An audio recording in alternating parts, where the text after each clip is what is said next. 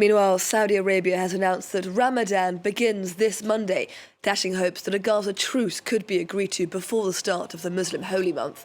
Saudi King Salman saying that the ongoing conflict in Gaza would cast a shadow over Ramadan this year. Well, we can bring in now Rob Williams. He's Chief Executive Officer at War Child, which is an NGO that advocates for the rights of children in war. Thank you so much for speaking to us here on France 24 today. We do know, of course, that the humanitarian situation right now in Gaza is dire. How bad are things for children specifically in Gaza right now?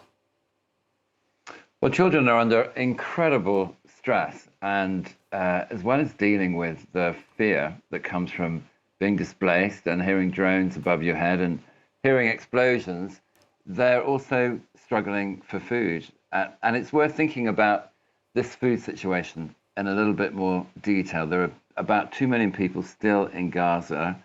There is a survey which looks at the extent to which food is a problem for that population. It finds that every single household is at level 3, which is halfway to a starvation level. That's the highest percentage of people at level 3 that the UN has recorded in any humanitarian crisis since the system was established. And then when you get to level 5, which is about to die from starvation, 25% of the population of Gaza, again, an incredibly high proportion.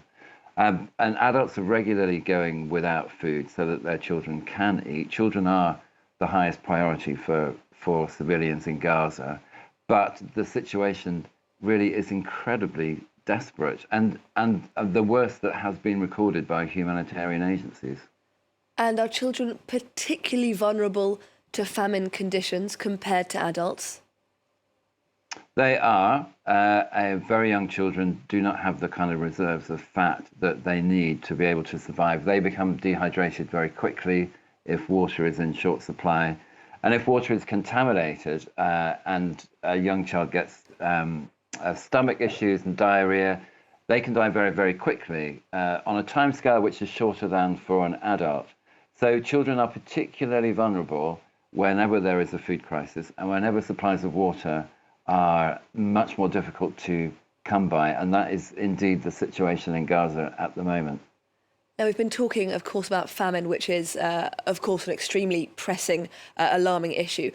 Do concerns about famine, about the access to clean water, mean that other concerns about children's rights, say a child's right to an education, simply aren't getting much thought right now because it's not the main priority? I would say that, yes, that is the case. Children do need education.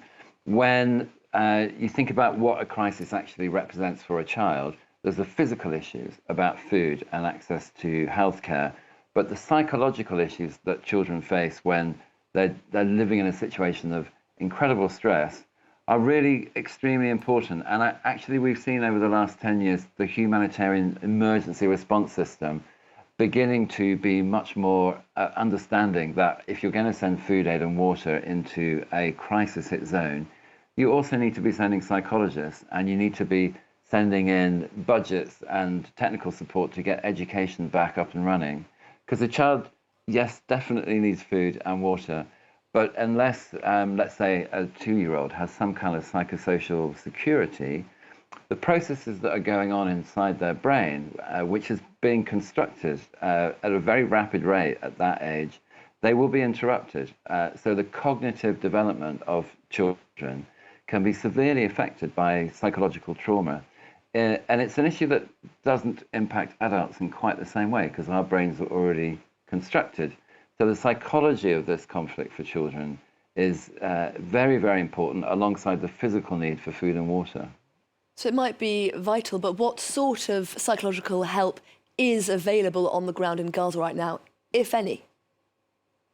Very, very little. A good response by an aid agency to this kind of large-scale psychological challenge is to organise group-based counselling sessions, which include play alongside discussion about fear and anxiety and how to manage a conflict.